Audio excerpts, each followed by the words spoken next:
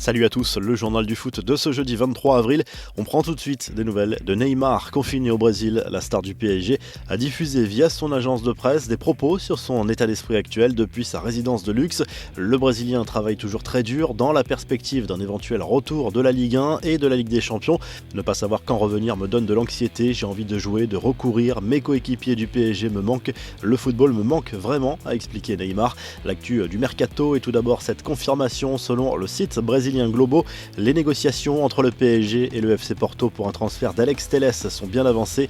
Le latéral gauche brésilien de 27 ans pourrait être recruté pour 25 à 30 millions d'euros par le champion de France avec divers bonus. De son côté, l'OM est en passe de perdre l'une de ses plus belles promesses du centre de formation. Selon l'équipe, Isaac Liadji, 18 ans, serait tout proche de rejoindre Lille pour y signer son premier contrat professionnel. Ces derniers mois, les dirigeants marseillais avaient fait plusieurs propositions à la pépite olympienne, mais l'entourage du joueur a toujours fait capoter l'opération. Enfin, David Beckham compte séduire un indésirable du Real Madrid. Le copropriétaire de l'Inter Miami s'est renseigné auprès de Florentino Pérez sur la situation salariale de James Rodriguez. Le Colombien prêté au Bayern ne sera pas conservé par le club bavarois et Zinedine Zidane ne souhaite pas non plus le conserver au Real. Quelques infos en bref, le très beau geste de Gareth Bale, souvent pointé du doigt. La star du Real Madrid a annoncé faire un don de 500 000 livres à des services de santé gallois et 500 000 euros à ceux de Madrid. Deux dons cumulés équivalent à un mois de salaire pour l'ailier gallois. Mesut Ozil, lui, a été pointé du doigt cette semaine pour avoir refusé de réduire son salaire du côté d'Arsenal.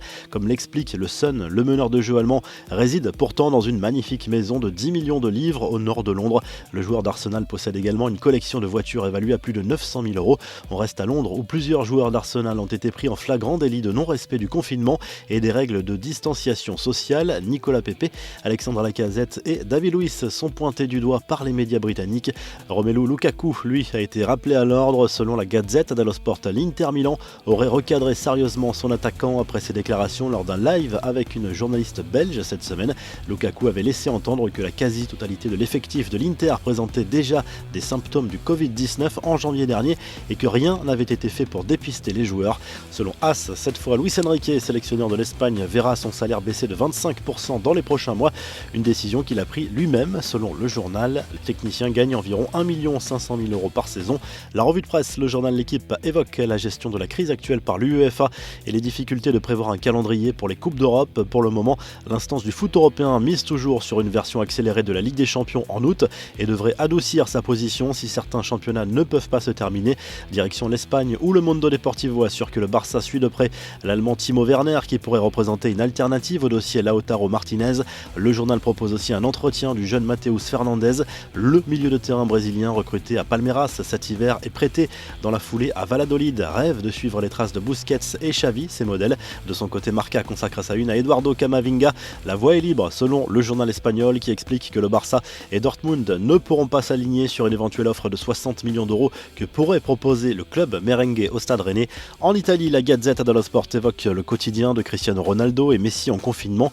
Les deux hommes continuent de s'afficher en famille sur les réseaux sociaux avant de s'affronter à distance dans les prochains mois pour gagner la Ligue des Champions ou encore le Ballon d'Or. Vous retrouvez l'actu foot sur topmercato.com, l'appli Top Mercato et à très vite pour un nouveau journal du foot.